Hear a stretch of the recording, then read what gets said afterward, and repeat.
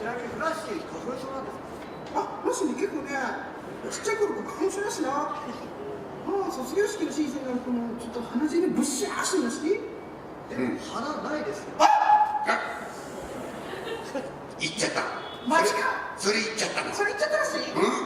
あのね、ここら辺に、この奥あたりにインナーノーズっていうのがあるんですよ。そう。インナーノーズがある。インナーノーズ。梨の果肉の中に入ってるしな。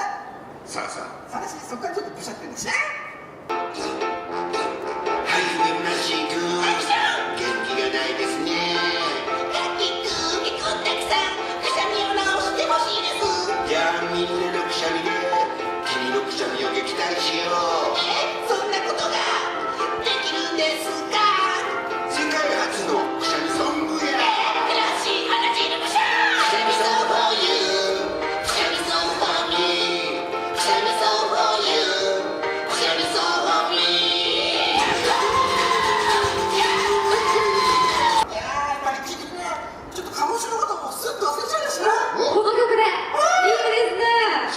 ちょっと聞いてきて元気になってきたね。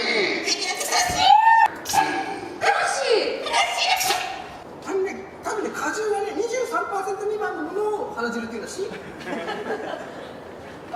23% 以上だと梨汁ですか。年末は紅白とか。